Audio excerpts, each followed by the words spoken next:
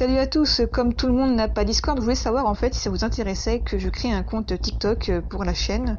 Je pense que tout le monde a TikTok, ou presque. Enfin, je pense que beaucoup de gens l'ont. Peut-être que je me trompe, j'en sais rien. Enfin, dites-moi dans les commentaires si ça vous intéresse que je crée un compte TikTok pour ceux qui n'ont pas Discord. Comme ça, je pourrais vous communiquer en fait l'avancement de mes vidéos, les empêchements, les retards, tout ça. À voir, hein. Dites-moi dans les commentaires et puis en fonction de de la majorité, je créerai le compte et puis voilà quoi. Pour des raisons de droit d'auteur, je ne mettrai pas le moindre extrait de la musique concernée. Je vous conseille plutôt, oui, de cliquer sur le lien que j'ai mis en description. Du coup, c'est le lien de l'album concerné. Si vous souhaitez le découvrir ou le redécouvrir et puis aussi peut-être, pourquoi pas comprendre un peu la creepypasta autour de ça. Voilà.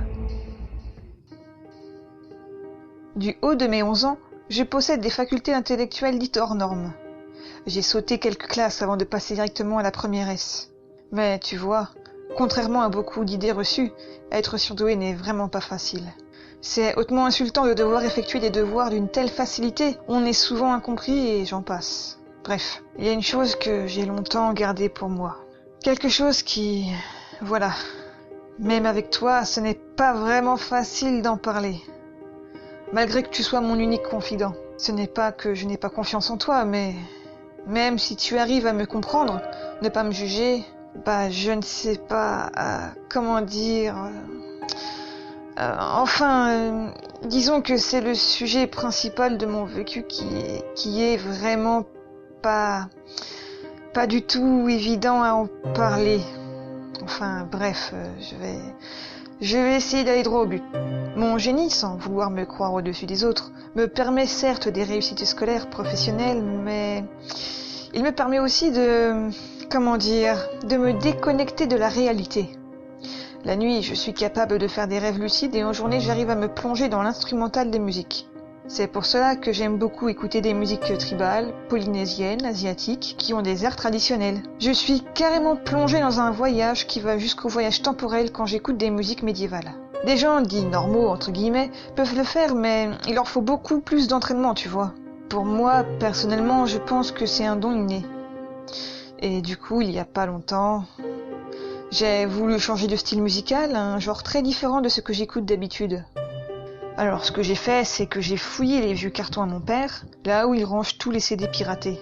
Goldman, Johnny, Sanson, compilation des années 80-90... jusqu'à ce que je tombe sur un boîtier décoré d'une drôle d'image tirée sûrement de Google Images, de mauvaise qualité d'impression. Il a beaucoup attiré mon attention avec l'espèce de moine rouge encapuchonné dans un cimetière. Enfin bref, un truc assez glauque quoi. Le fond bleu sombre avec une sorte de lumière blanche face au personnage scié de dos. J'ai trouvé cela très curieux et je suis allée dans ma chambre pour l'écouter.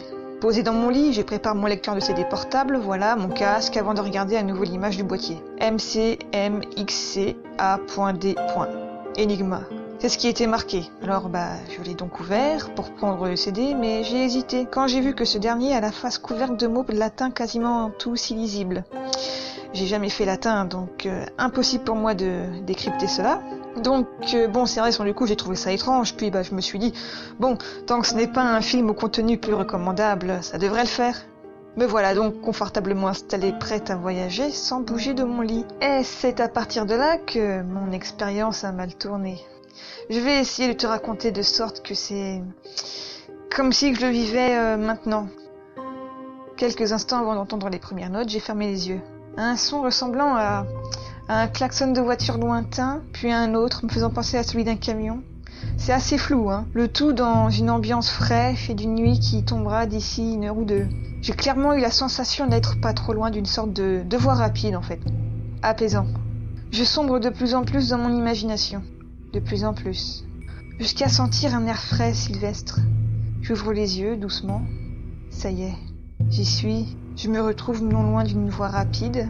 Quelques véhicules au loin, klaxonnant par moments. Je pouvais sentir que je n'appartenais plus à la civilisation humaine. J'étais juste à l'entrée d'une forêt sombre qui se situait derrière moi.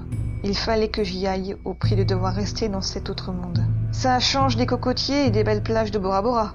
Je ne sais pas pourquoi, mais je sentais une sorte de fascination, une curiosité que l'instrumental m'avait comme injecté dans le cerveau. Puis vint des chants grégoriens, suivis d'une voix de femme, et une instru assez sympa. Je n'ai pas du tout prêté attention aux paroles. À chaque immersion musicale, je consomme tellement de concentration que j'en suis incapable de prêter sens aux mots. Il est fort probable que l'image d'album associée au chant grégorien m'ait fortement influencé, car après avoir traversé la forêt, je me suis retrouvée dans un cimetière aux pierres tombales très anciennes et à moitié délabrées. L'endroit délimité par une fine clôture pointue en fer forgé se recouvrait petit à petit d'une brume blanchâtre au fur et à mesure que la nuit tombait. D'un bleu presque surnaturel et d'un froid qui s'intensifiait au fil des mètres que je parcourais, j'avançais en direction du centre du cimetière.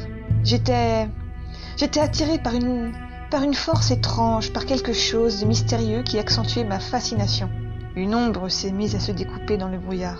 J'ai couru vers elle et je me suis retrouvée devant quelqu'un semblant être une sorte de moine encapuchonné, sans visage.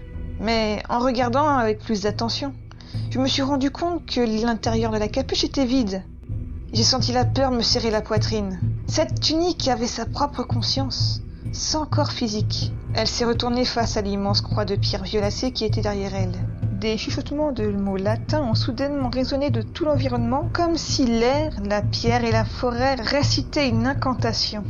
Le moine fantôme s'est mis à chanter d'une voix grave, si grave que je savais que cela n'avait rien d'humain. Après quelques secondes, la pierre tombale violette s'est mise à briller d'une lueur blanc-rougeâtre, inquiétante. J'ai tout de suite senti que j'étais en danger, alors je me suis mise à courir, tout en essayant de sortir de mon immersion musicale. La musique n'avait rien d'effrayant pourtant. Elle était du genre New Age, chill, un truc d'ambiance assez sympa malgré l'apparence de l'imprimé.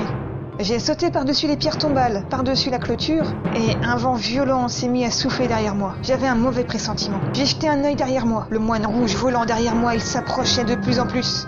Plus il s'approchait, plus le son du vent devenait de plus en plus fort et sifflant. J'ai cru que j'allais mourir. Et puis d'un coup, je me suis prise le vêtement hanté dans la tête. Une sensation de milliers de mains qui me saisissent les côtes et les aisselles pour me chatouiller de façon désagréable dans les zones concernées. C'était vraiment violent, j'avais presque mal. Je n'ai jamais eu autant peur de ma vie. À terre, à me tendre dans tous les sens pour échapper aux mains invisibles, essayant de me dégager de l'étreinte du moine fantôme qui m'empêchait de respirer, j'hurlais à la mort. Je sais, ça paraît bizarre. Le temps me semblait être figé. Une voix gutturale hurlait des mots latins incompréhensibles dans les oreilles, avec des rires dignes d'un film d'horreur. Quand j'ai enfin réussi à me libérer de cette emprise, l'ambiance de la musique a radicalement changé. Comme si ce morceau avait été rajouté par quelqu'un étranger à la production. J'ai mis un peu de temps à comprendre que je n'étais plus au même endroit. J'étais allongé sur le dos, le sol caillouteux laissait sa place à un sol lisse. Une odeur d'humidité mélangée à celle de la décomposition. Le cœur battant, j'ai pris le courage d'ouvrir les yeux. En me relevant, j'ai constaté que j'étais dans un long couloir aux grosses pierres taillées grisâtres. Une architecture du style gothique, des statuettes d'hommes, femmes et enfants, tous nus, dans des positions obscènes et de torture. Des représentations de porcs et d'humains abattus par des créatures hideuses. Des têtes de gargouilles en guise de clé de voûte. Il y avait aussi de nombreuses écritures latines gravées ou peintes en marron rouge. J'avais beau me concentrer de toutes mes forces pour sortir d'ici, mais je n'y arrivais pas, comme si ce monde était devenu ma nouvelle réalité. J'essayais d'empêcher la panique prendre mon contrôle, et cette musique qui me stressait de plus en plus. En écoutant bien, j'ai remarqué que cette musique était identique à l'une des précédentes, mais qu'elle a été ralentie, inversée, et que le ton a été baissé dans les graves, de quoi rendre la situation beaucoup plus effrayante qu'elle ne l'est déjà. Je me suis dit, relax Lana, relax, quand le CD s'arrêtera, tu reviendras dans ta réalité. En attendant, reste ici et ne bouge pas.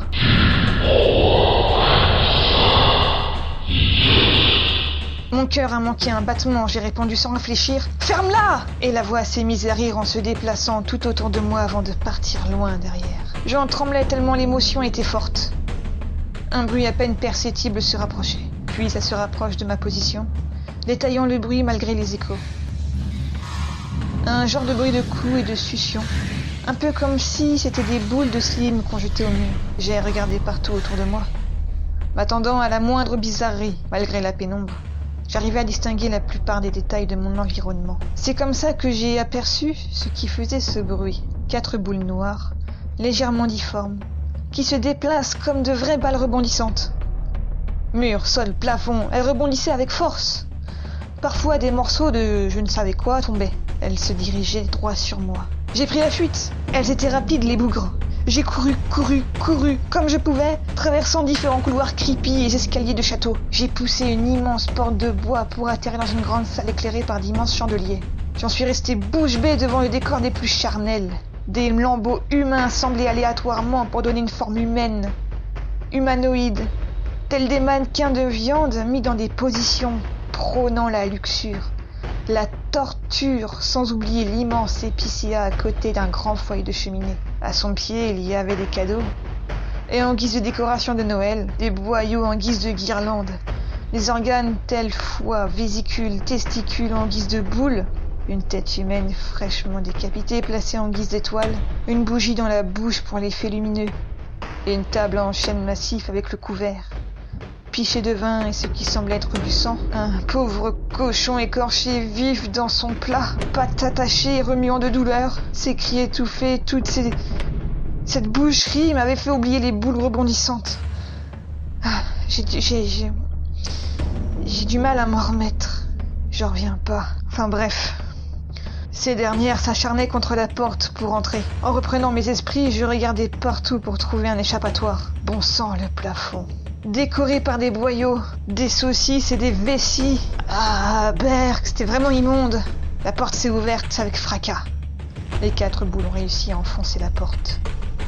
Et ces boules, c'était des boules de peau perforées, des boyaux sanguinolents en guise de rembourrage, d'où les morceaux restés collés contre la porte, et une grande mâchoire aux dents humaines tellement immonde qu'elle ferait pâlir d'horreur n'importe quel dentiste. J'ai couru dans tous les sens jusqu'à ce qu'un flash lumineux m'aveugle. La vue revenue.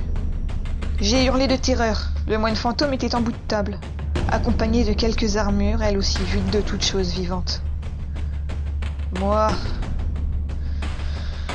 j'étais, je ne sais comment, attaché sur une planche. En levant les yeux au plafond, de nombreuses créatures semblables à des gargouilles s'agitaient d'avidité. Certaines se frottaient les mains au-dessus de ma tête. La guillotine. Le seau par terre, teinté d'un vieux rouge puant, encrouté. Les armures se sont mises à réciter quelque chose avec une voix masculine, mais douce et légère. Le moine fantôme s'est levé, leva sa main visible au-dessus de sa tête. Une fumée noire, pourrie de négativité apparut, puis prit la forme d'un bourreau baraqué, encapuchonné, tout de noir vêtu. Du sang jaillissait des yeux de son masque démoniaque.